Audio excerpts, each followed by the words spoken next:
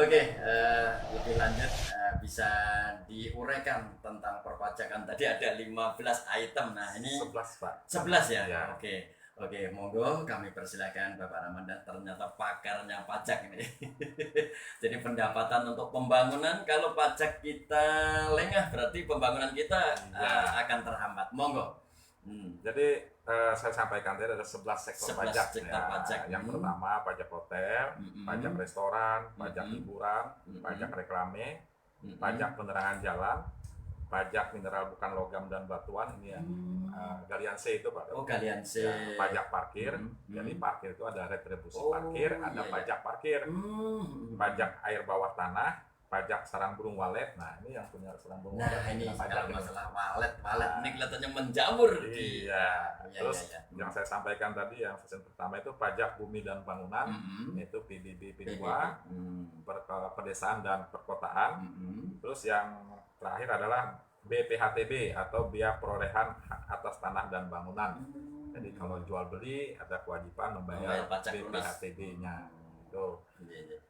Nah, jadi khusus untuk PBB yang saya sampaikan ini, kalau yang pajak lainnya nanti terakhir ya kita ulas karena waktunya 1 jam dengan 11 sektor pajak ini Pak Darmo.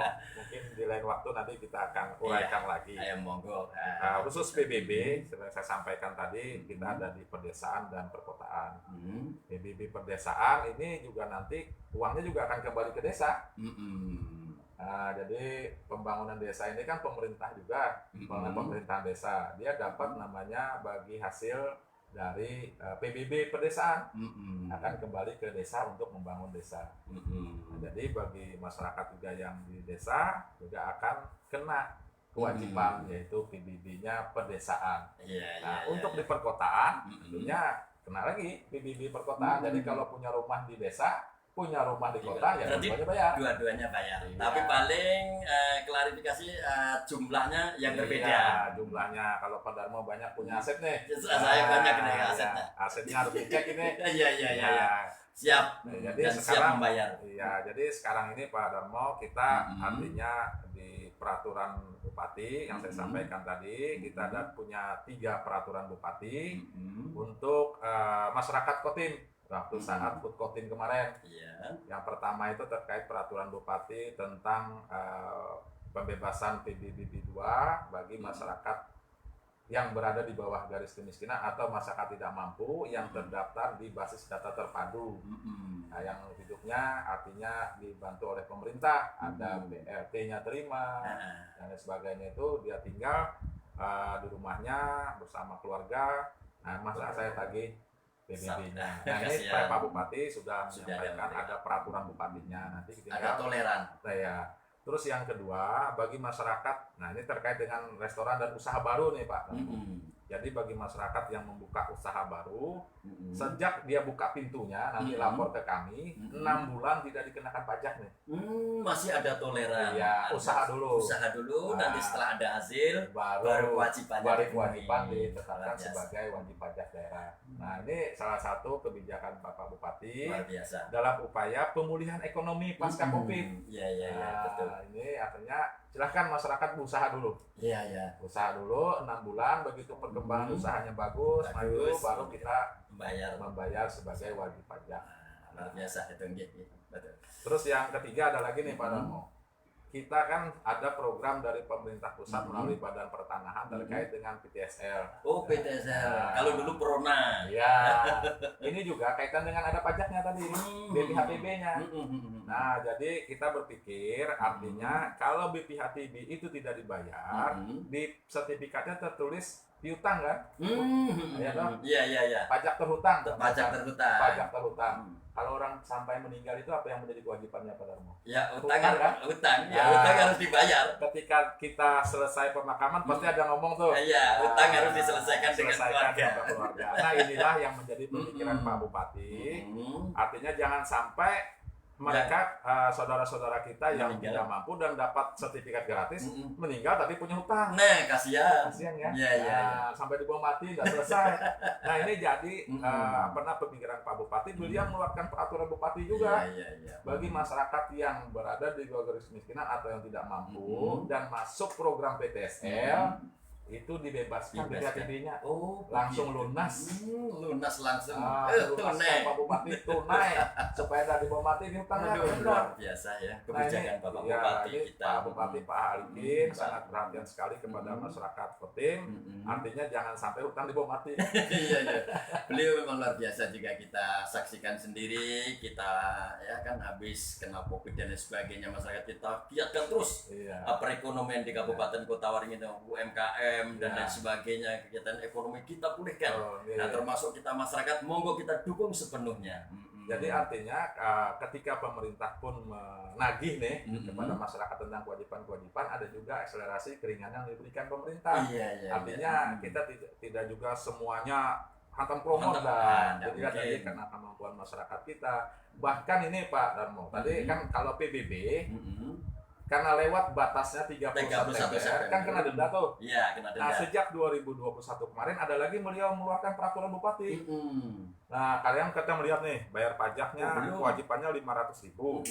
Pajaknya dendanya 500.000 jadi 1 juta tuh. 1 juta dua Nah, kali. Kemarin Pergub Peraturan. beliau peraturannya apabila dibayar 1 Januari sampai dengan 30 Juni itu dendanya administrasi bebas 100% bayar pokoknya saja. Alhamdulillah ya Ah, itu. Nah, ini kesempatan bagus, informasi yang sangat Ya. bagus bagi masyarakat, Nah, ini terutama penunggak pajak. ya untuk bulan ini karena sudah lewat yang 100% kan. Nah, 50% bayar dia pajaknya. Ya dendanya. Allah, masih toleran Masih terus. toleran Ya, Bupati.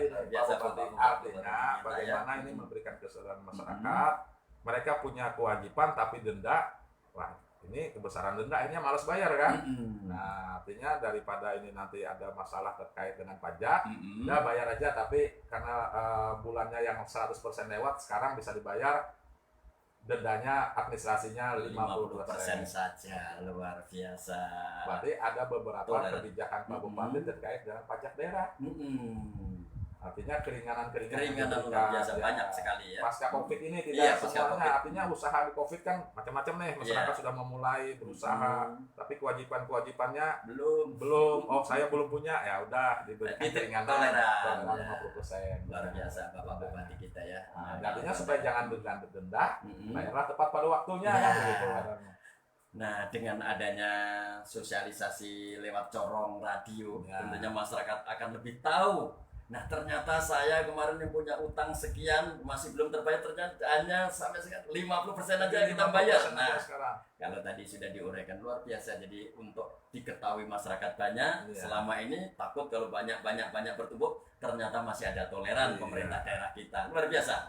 Nah, mungkin ada yang diuraikan lagi selanjutnya. Ya, terkait dengan PBB ini masih PBB, Pak. ya PBB ini. Jadi Supaya sekarang biar kan pas ya, masyarakat. ada usaha juga nih masyarakat yang perkebunan nih, baik perkebunan perorangan maupun kelompok. Nah, Iya. ini kita beri kesadaran dari masyarakat untuk secara sukarela melaporkan aset-asetnya untuk didaftarkan sebagai wajib pajak PBB P2-nya.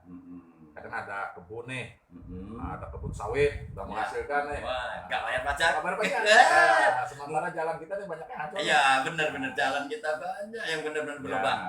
Jadi kaitan dengan PBB juga ada dua, dia PBB P2 ini adalah kewajiban membayar pajak di daerah atau haknya daerah lah begitu bahasanya. Ada yang P3 pertambangan, perkebunan dan pertambangan, perkebunan ini kewajibannya dibayarkan kepada pemerintah pusat. Iya. Itu yang di KPP Pratama termasuk kebun-kebun besar itu kan, kebun-kebun besar itu dia bayar ke negara itu. Bukan langsung ke daerah Bukan. enggak? Tapi langsung nanti pusat. daerah dapat bagi hasil. Oh, begitu. Nah, 64% untuk daerah, sisanya ke pusat. Jadi yang kalau pertanyaan itu kebun-kebun besar itu bayarnya kemana? Itu bukan ke daerah itu, langsung ke pusat. langsung ya? ke pusat. Nanti Cuma setelah dapat bagian bagi hasil daerah untuk pembangunan di daerah kita. Nah, tapi ada juga kalau aset-aset di dalamnya terkait dengan dia HGB itu masuknya ke Daerah. PBB pedesaan itu masuk ke daerah. Nah, ini artinya di PBB ini ada yang kewajiban kepada pemerintah pusat dan kepada pemerintah daerah.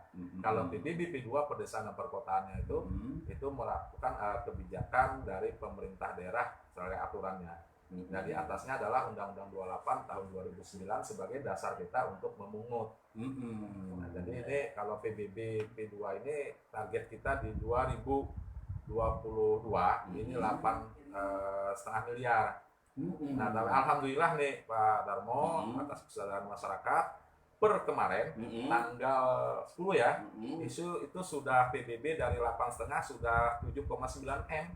Artinya sedikit lagi nih dari ketetapan. Sekarang sedikit lagi berarti mencapai limit. Ya, tinggal lagi yang mencari yang belum terdaftar nih mana nih. Ya, kan kita cari. Ya, memang ada beberapa data yang kami pasung. Contohnya misalkan dia udah nggak bayar 5 tahun. Ini kami cek dulu, kami cari nih siapa yang punyanya. Gitu. Jadi sekarang juga pembayaran sudah harus datang ke kantor nih Pak Darmo. Bayar PBB sudah nggak, artinya kita sekarang sudah teknologi. Iya. Tinggal mencari si A si B. Nah, silakan bisa di-download di Play Store. Itu ada Smart Text Coding. Oh, Smart Text Coding. Benar, sampai pintar. Smart Text. Jadi pajak. Pajak ya. Smart Text. Jadi download di Smart Text bagi yang punya HP Android. Tinggal nanti Smart Text-nya di-download, nanti klik situ PBB. Jadi sudah muncul semua. Masukkan nomor NOP-nya, nomor objek pajak. Tinggal milih bank mana bayarnya. Jadi lebih enak. Iya, yang penting ada saldonya kan. Iya. Kalau cuma kirim rekening, nggak ada saldonya. Jadi sekarang pembayaran pajak itu tidak harus datang ke kantor Badan Pendapatan Daerah. Nah, punya M-Banking macam-macam nih, ada Bank Mandiri, ada BRI, ada Bank Kalteng. Nah, untuk BRI, kami saat ini lagi bangun sistem nih dengan BRI, belum ya. Baru MOU kemarin, PKS, dan kita lagi lakukan tim IT kita untuk sinkronisasi dengan BRI. Nah, sekarang ini yang bisa melakukan pembayaran secara online itu lewat Bank Kalteng, mobil betang Bank Kalteng, ada pajak, tinggal klik pajak. Iya, itu berarti. Terus lewat BNI, lewat Bank Mandiri dan PIPIN Mandiri melalui Smart Text Coding. Nah, jadi kapan saja, di mana saja, jam berapa saja, tidak harus menunggu buka kantor. Subuh habis sholat subuh mau bayar bisa. Tinggal klik di HP. Iya. Kita sudah. Ini kemudahan-kemudahan yang kami berikan kepada masyarakat dengan aktivitas ekonomi yang sibuk, nggak sempat. Nanti saya nggak sempat bayar pajak di Badan Pendapatan penuh antrinya. Kalau nggak mau antri, ke ATM pun bisa Pak Darmo. Sangat mudah. Sangat mudah sekali sekarang pembayaran pajak. Habis sholat subuh melihat buka HP, yang penting ada saldonya, ketik keluarkan berapa. Kan di situ sudah tertera berapa rupiah. Jadi juga bisa melihat tahun berapa sih yang sudah kita bayar. Dan nanti dia kalau yang belum bayar dia akan merah itu. Iya. Oh, saya belum bayar ini, saya belum bayar. Silakan mau dibayar. Berarti Mbak Darmo tanggal ini mumpung belum tutup waktunya juga nanti bangunan ini perlu dibayar. Nah, ini. Padahal juga nilainya nggak banyak. Sekitar kalau beberapa tahun yang lalu cuma 42.000 sekali, sekarang paling 62 sampai 70 lah. Jadi, dalam setahun luar biasa, sangat murah sebenarnya. Murah sekali. Kembalinya juga nanti uangnya ke masyarakat ya. Iya, kembali lagi membangun jalan di depan. Iya, betul Pak Darmo. Jadi artinya setiap pelayanan publik yang dilakukan oleh pemerintah daerah tentunya sumber dananya adalah dari pajak daerah. Pajak daerah luar biasa ya, betul. Jadi bahkan ada slogan kami nih Pak Darmo di Badan Pendapatan ini. Jadi setiap rupiah yang dibayarkan wajib pajak kami pastikan masuk kas daerah. Luar biasa. Jadi jangan ragu dengan petugas kami. Iya. Artinya setiap rupiah yang dibayarkan wajib pajak kami pastikan masuk kas daerah. Merah putih di tanda kuning. Oh, apalagi tadi pencapaian target 8,5 M sudah tercapai 7,9, tinggal sedikit aja. Dan ini tercapai. perlu lagi artinya